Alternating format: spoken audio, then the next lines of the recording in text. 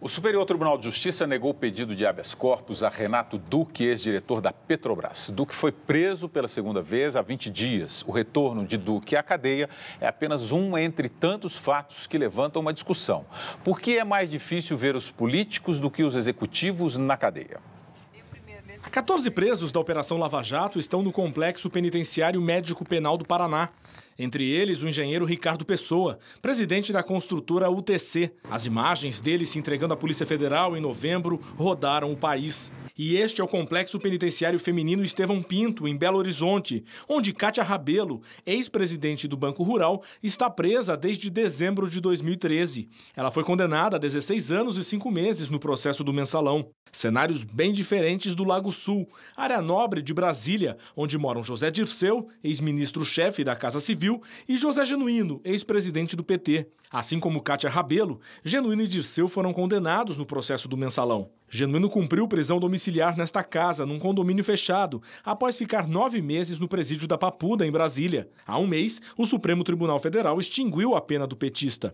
Preso em novembro de 2013, Dirceu foi liberado 11 meses depois pelo STF para cumprir em casa o restante da pena de 7 anos e 11 meses. Para o jurista Luiz Flávio Gomes, tanto no escândalo do Mensalão quanto na Operação Lava Jato, o tratamento dado aos políticos envolvidos é diferente do recebido pelos integrantes do núcleo econômico. Quem nomeia os ministros do Supremo é o poder político, nem é o econômico. Nem que é o econômico é o que manda em tudo, mas não é o econômico que manda na nomeação do Supremo. A nomeação é política, é o presidente da República que escolhe e o Senado que aprova os nomes. Os políticos, portanto, em virtude desse vício de origem, eles levam uma vantagem enorme dentro do Supremo Tribunal Federal. Este advogado defende alguns dos empreiteiros presos com base em delações premiadas. Segundo ele, a detenção dos executivos foi inconstitucional e pode esconder outras motivações. Quem faz delação premiada não se transforma em uma pessoa mais ou menos perigosa da noite para o dia. Ou estas pessoas, a despeito de serem perigosas, estão sendo colocadas na rua, o que eu verdadeiramente não acredito, ou no fundo esse perigo nunca existiu. Ele foi um pretexto usado para prender essas pessoas e extorquir-lhes a delação premiada. O procurador Deltan Dallagnol, um dos responsáveis pelas investigações da Lava Jato, defendeu a medida em um artigo publicado na Folha de São Paulo. Para ele, há provas de que a corrupção continuou ao longo de 2014, depois do início da Lava Jato. Para eles não interessa revelar corrupção, não só porque eles vão perder os benefícios que eles conseguiram com a corrupção, mas também porque eles serão punidos.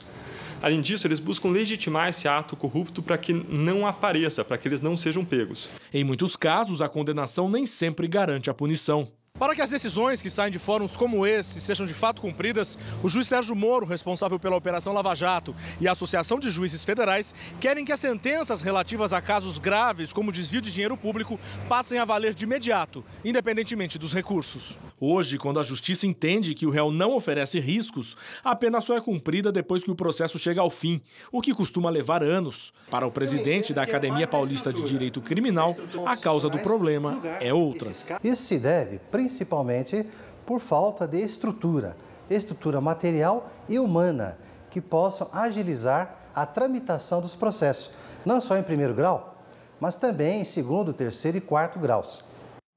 Ayrton, os políticos recebem mesmo esse tratamento diferenciado da Justiça?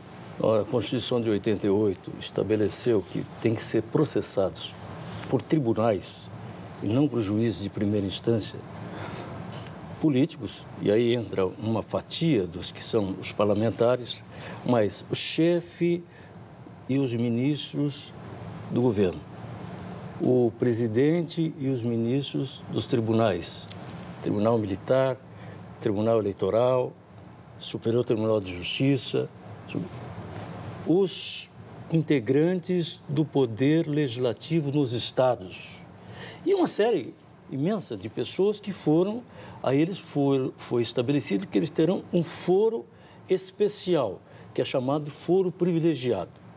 Ou seja, são julgados por tribunais, não passam pela primeira instância. E aí dizem os que justificam isso, os que são autores da Constituição de 88, que é preciso preservar a função e o cargo, porque aquilo ali é instrumento de ação de poder. coisas assim que se dizem. O que nós sabemos é que existe uma... O Gilmar Mendes diz que o ministro Gilmar Mendes, que esse foro privilegiado não privilegia ninguém, porque é julgamento em uma instância, não é? Enquanto aquele que é subordinado ao juízo de primeira instância, ele tem primeiro o juízo de primeira instância lá na comarca dele ou em umas varas das capitais, depois ele tem o Tribunal de Justiça do Estado, depois ele pode recorrer ao Superior Tribunal de Justiça e depois ele pode recorrer ao Supremo em caso de conflitos constitucionais.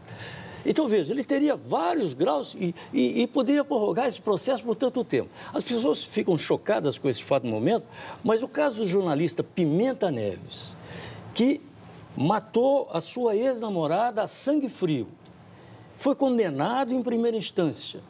Ele ficou solto durante 15 anos, aguardando o julgamento dos vários recursos que lhe era possível. Então, diz o Gilmar Mendes, esse foro privilegiado, ele é ruim porque lá condenou ali, não tem para quem recorrer, não é? Então, eu acho que não há uma questão de dizer são os políticos. A Constituição de 88 elencou uma série de funções que tem que ser objeto de processo em tribunais. Vila. Eu acho que a reportagem foi muito boa, acho que ela deu um panorama interessante da situação, porque mostrando os vários lados da questão, acho que nesse sentido foi muito boa a matéria feita pelo jornal. Eu acho que em relação ao processo do mensalão, conhecido também como ação penal 470, claro que o critério das penas foi meio estranho, porque tanto o Marcos Valério ficou com 37 anos, a senhora Cátia Rabelo 16, e alguns meses, tanto um como o outro. E, enquanto isso, o Zé Dirceu está prestando consultoria. Bem, nos últimos, de 2006, num prazo muito curto, de cerca de 6 anos, ele prestou supostas consultorias no valor de 40 milhões de reais. E você lembra que nós discutimos aqui se era legal ou não, houve uma boa discussão, se era constitucional ou não, que tivesse uma vaquinha para pagar a multa do Zé Dirceu. Porque como multa faz parte da pena e a pena é intransferível, se aquilo era legal ou não. Discutimos, tudo bem, tem duas visões, pode ser sim, pode ser não. Isso é uma outra questão. Era mentira, ele estava enganando todo mundo, ele recebeu 40 milhões de consultoria. Só na Papuda, preso, recebeu 1.200.000 reais de um laboratório e de uma construtora. Então, era tudo aquilo, uma grande farsa que ele armou, um grande farsante que está envolvido na Operação Lava Jato. Agora, a segunda parte da matéria, ela faz primeiro referência ao mensalão, a questão toda é o seguinte, o juiz lá no Supremo tem de julgar, quando foi aceita a denúncia, isso em 2007, né? E aí começou o processo, portanto, de indiciamento dentro do Supremo, 2007 até 2012, quando começou o julgamento, segundo as provas apresentadas e que crime acabou sendo em curso. O A, o B, o C, originalmente eram 40, no caso do mensalão. A grande questão é que criou uma desproporção de penas, isso é verdade, entre o núcleo político, que afinal era uma quadrilha chefiada pelo núcleo político, subordinado ao publicitário e financeiro. Publicitário e financeiro, penas severas, e o político ou na rua ou despachando em casa num condomínio. Portanto, houve um desequilíbrio. Agora, em relação ao foro privilegiado e o artigo polêmico no Estadão, feito pelo presidente da Associação dos Juízes e pelo juiz Sérgio Moro, é uma coisa a ser discutida. Todo mundo tem indignação, e é natural, em relação ao funcionamento lento da justiça. Mas também há um perigo de você ser condenado em primeira instância e ser inocente. E aí, você fica lá 2, 3 anos recorrendo e depois você ganha quando você recorreu. Aí você ficou 3 anos preso. E aí, como é que você fica? Então, em termos políticos, a perseguição, muitas vezes, de um juiz que na cidade é adversário do prefeito, e todo mundo sabe como isso ocorre, então é necessário criar garantias também. Eu acho que a questão central não é recorrer.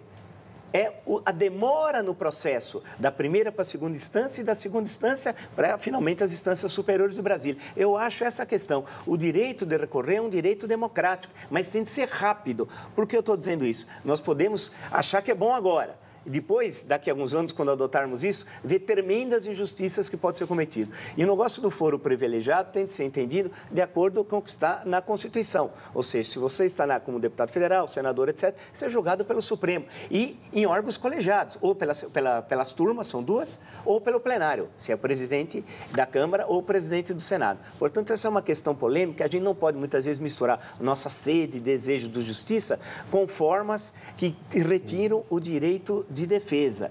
O problema é o processo ser rápido, não é o direito de recorrer.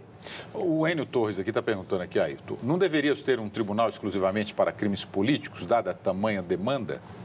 Já tem, né? Que é o Supremo, acaba sendo, né? Na verdade, eles não estão sendo julgados crimes políticos. Um equívoco corrupção, dele. né? São crimes comuns, crimes de corrupção. Envolvendo políticos, como se infringe a lei federal. E é só quando se infringe a lei federal ou em crimes de responsabilidades é que se aplica esse foro especial. Não é para todos os crimes, é só nesses casos. Lei federal e crimes de responsabilidades. Então, fica circunscrito a isso. Agora, chama-se crime políticos, é outra definição de crime político, né? É crime contra a ordem constituída, que é crime contra as disposições democráticas que existem na Constituição. Existe uma lei de segurança que definiria isso, mas que não pode ser nem lembrada, porque é do tempo da ditadura, e o país ainda não chegou a uma definição de uma lei que possa punir crimes políticos que sejam praticados contra a ordem constitucional vigente.